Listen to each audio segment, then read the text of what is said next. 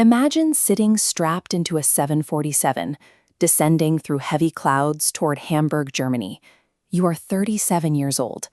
Suddenly, you bend forward, pressing your face into your hands because it feels like your skull might split open from a violent physical wave of grief. The trigger for this collapse is a sound flowing from the plane's ceiling speakers, a sweet instrumental cover of the Beatles' Norwegian Wood.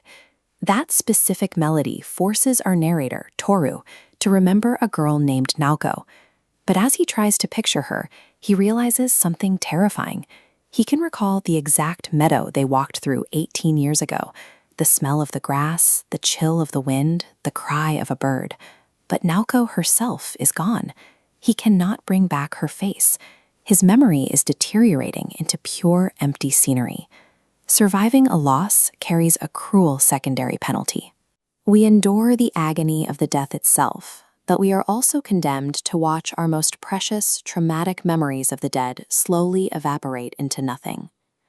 18 years earlier, in the spring of 1968, that grief did not exist. Toru lived in a pristine, innocent bubble shared with two others, his best friend Kazuki and Kazuki's girlfriend Naoko. At 17, they held a quiet, universal assumption about how the world works. Life is over here, where we are. Death is over there, waiting at the end of a long timeline. A permanent, solid wall separates the two. Then, on a random afternoon in May, Toru and Kazuki play a few games of pool. They smoke a cigarette. That night, Kazuki parks a red Honda in his garage, tapes the window shut, and runs a hose from the exhaust pipe. He leaves no note and no explanation. Kazuki's sudden absence shatters the illusion of that solid wall. Toru learns the hardest truth of growing up. Death does not wait patiently for old age, and tragedy strikes without requiring a logical reason. Instead of two distinct spheres separated by a safe vertical line, loss breaches the boundary. Death forcefully invades the life circle. Toru describes this presence as a dark knot of air. It pulsates with every breath, inhaled like fine dust, impossible to exhale. Desperate to numb himself, he escapes to a university in Tokyo. He isolates himself in a bizarre dormitory run by right-wing zealots, burying his mind in mourning flag-raising ceremonies and rigid, suffocating routines.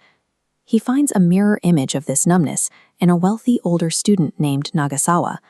Where Toru uses strict routine to hide, Nagasawa uses cynical, emotionless hedonism, sleeping with dozens of women simply because the opportunity exists, asserting an icy control over his own life.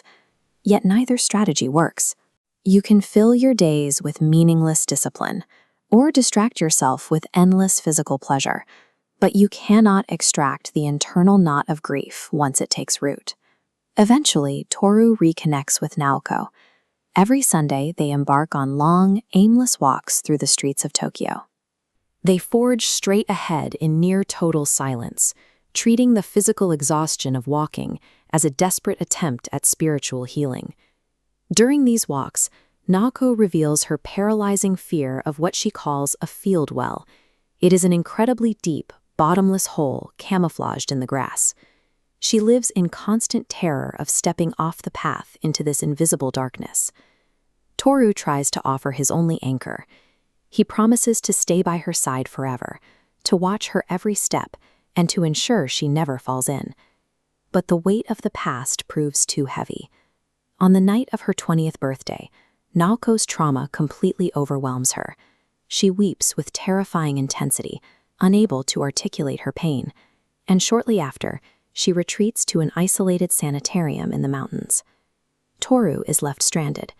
Standing entirely alone on the roof of his dormitory in the dead of summer, he sets a dying firefly on the metal handrail. He watches as it struggles, eventually spreads its wings, and vanishes into the vast, dark night. Trauma exerts a massive, invisible gravitational pull. Toru learns that reaching out to anchor someone falling into that darkness rarely stops their descent. It often just leaves the survivor stranded alone at the edge of the void, clutching at empty air. Into this paralyzing melancholy walks a girl named Midori. She abruptly sits down opposite Toru in a restaurant, casually looks over his food, and demands to borrow her lecture notes. She wears dark sunglasses and a white mini dress. She has chopped off her hair because she hated a bad perm. She speaks in rapid-fire bursts, radiating a raw, messy, and undeniable appetite for the physical world. She is the absolute inverse of Toru's past. While Kazuki and Naoko are locked in a quiet, frozen state of withdrawal, Midori is chaotic, vivid, and entirely demanding of Toru's attention right here, right now. She forces a necessary collision. Midori represents the relentless, unstoppable demands of the living world. Her presence makes it impossible for Toru to remain permanently trapped in a silent shrine built for the dead. The central tension Toru wrestles with is a deep, quiet guilt. As the seasons pass, he inevitably approaches his 20th birthday, continuing to age while his best friend remains permanently frozen at 17. He realizes he is fighting a losing battle. He cannot banish death back across a neat, invisible boundary line, and he cannot perfectly preserve his fading memories of the people he has lost, no matter how hard he tries. The only path forward is integration. Toru accepts the knot of air sitting heavily in his chest as a permanent fixture of his anatomy. He will not try to ignore it, nor will he let its gravity paralyze his life. Coming of age in the wake of immense loss requires a painful balance. You must find the strength to carry the heavy, fading ghosts of the past, while simultaneously stepping up to meet the vibrant, messy obligations of the present.